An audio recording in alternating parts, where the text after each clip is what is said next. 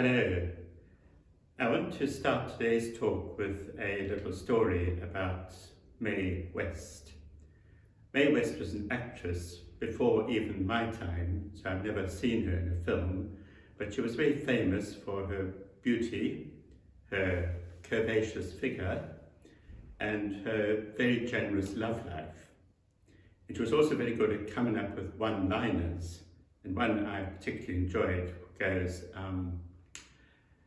"Too much of a good thing is simply marvellous."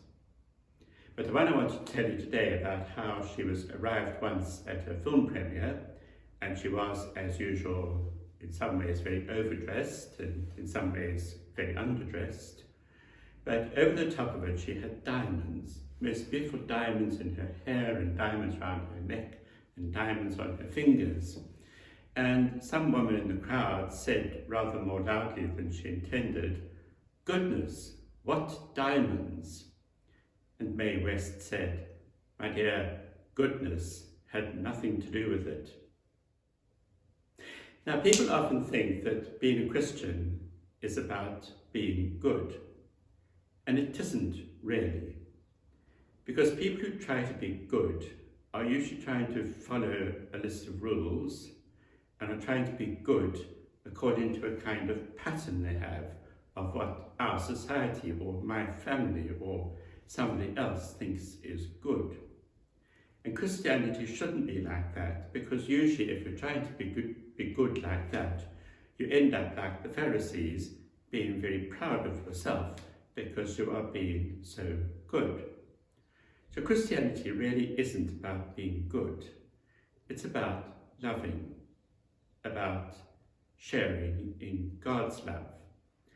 And during Lent, we think particularly about love.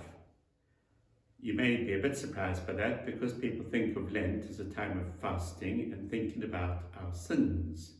But actually, that is a way into God's love. So I'd like to tell you about another person. This chap's not a film star. He was a man called Father Gonvall, French beater, and he was the Dean of Salisbury in Zimbabwe when I was a boy. And he was an amazing person. You could imagine, with a name like Gonvall, French beater, he came from a rather upper-class background, a very mixed-up background. He once told me that his parents got married and divorced and remarried so often he forgot which one was which. And he lived quite a rackety sort of life until in Johannesburg he found God again and decided to become a priest. And he became a very good priest, very hard-working priest. But he wasn't good in the conventional sense of the word. He was short and round and looked a bit like a frog, actually. He smoked too much and drank too much, and he had a filthy temper, and his language could be pretty rich. But the thing about Gonvall was that he knew he was a sinner. And when we said Evensong together and he said, "Lord, have mercy," you could hear he really meant it. He knew he needed God's mercy.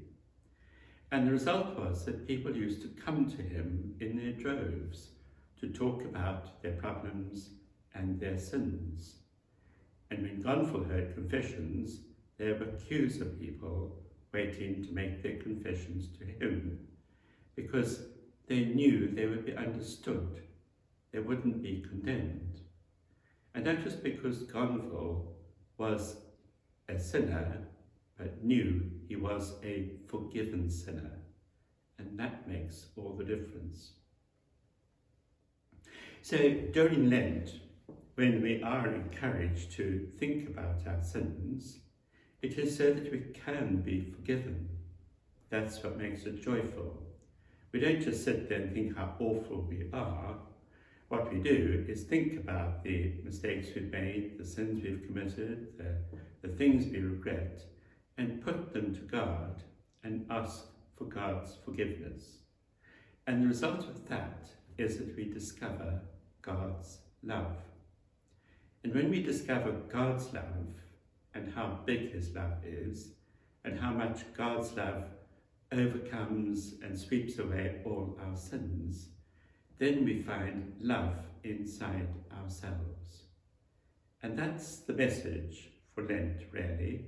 The message has become up to Easter, that it's all about love. But it starts with having sin forgiven.